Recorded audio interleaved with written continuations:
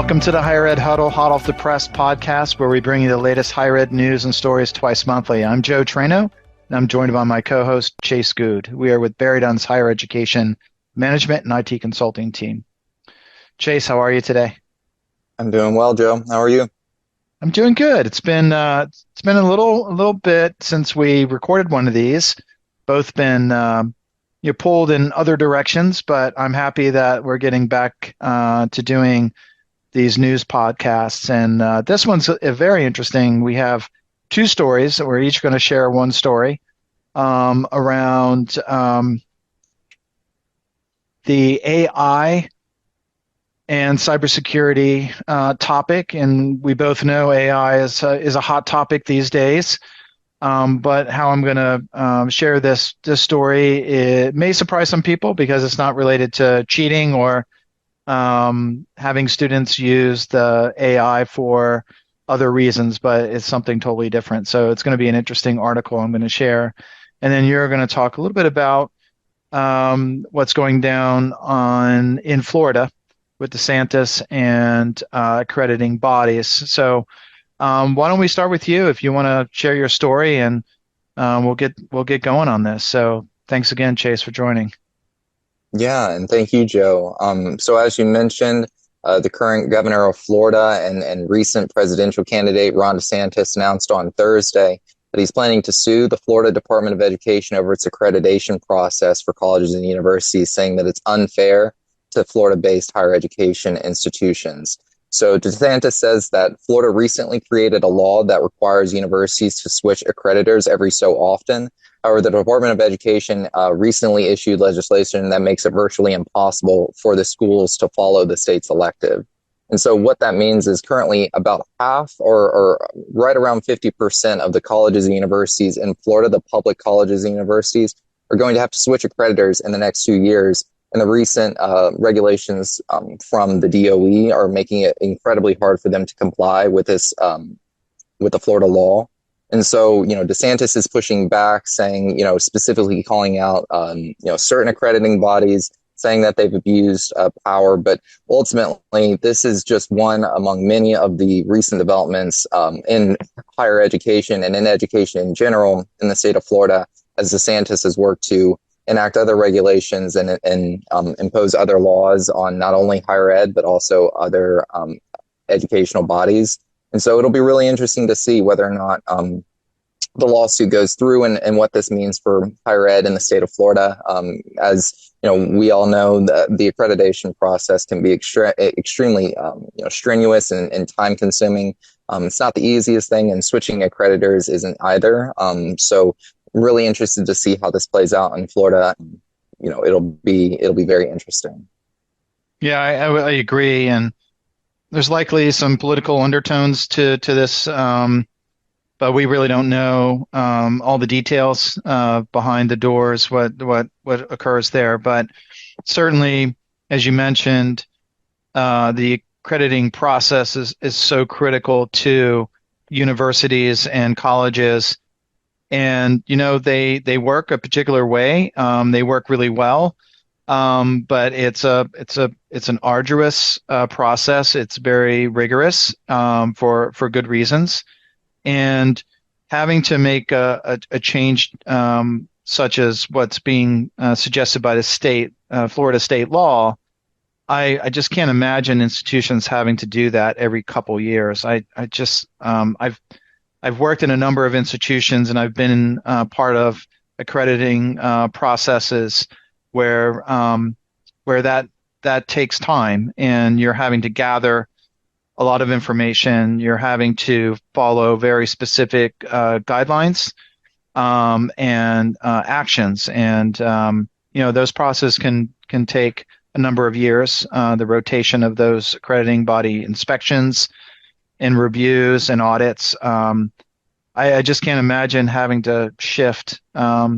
I don't know. I mean, on the flip side, maybe that will impact the accrediting process somewhat. Maybe it can be streamlined. I don't know. But who knows? I'm going to be interested in seeing how this plays out for sure.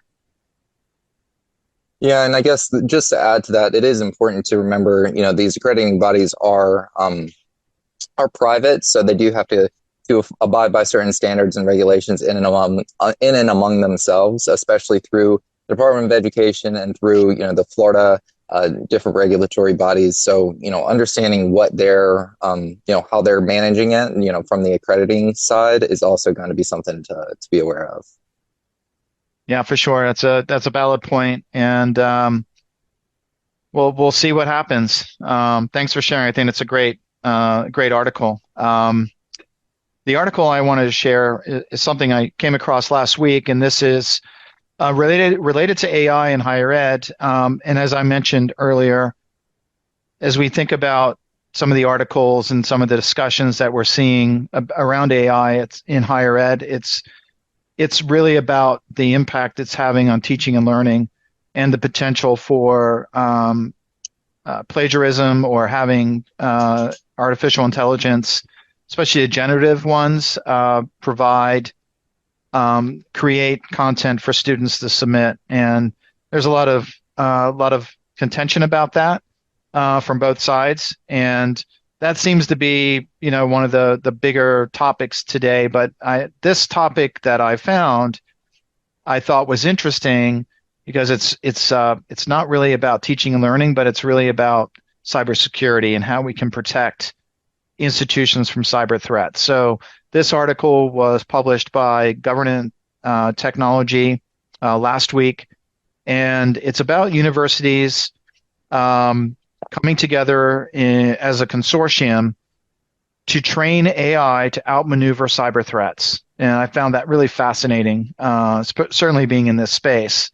And they're part of a National Science Foundation institute called Action. It's AI Institute for Agent-Based Cyber Threat Intelligence and Operation.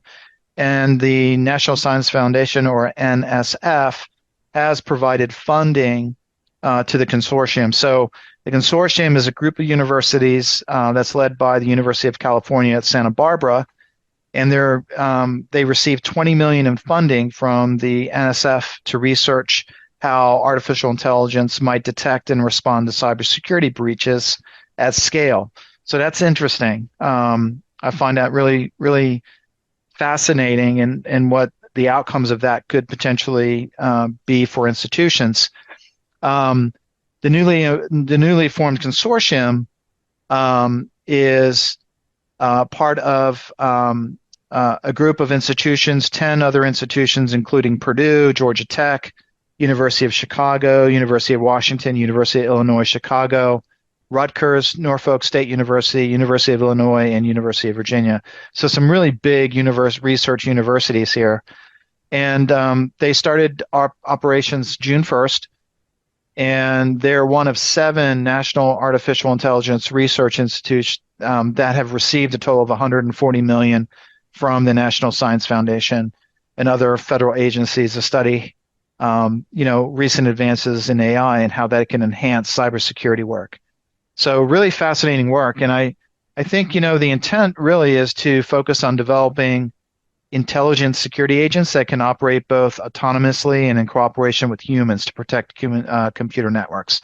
So it's not meant to replace humans, but it's really to help enhance really our focus on cybersecurity. As you know, that is one of the biggest areas of concern in higher ed.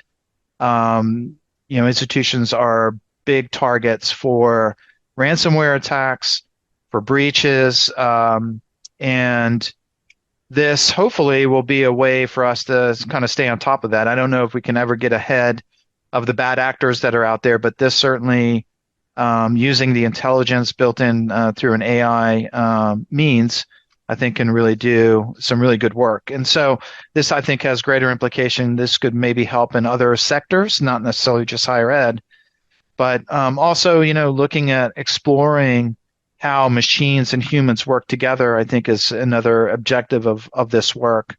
And AI tools really can bolster network security. I think they're faster, they're smarter than humans sometimes. So I think it's just a fascinating, fascinating story.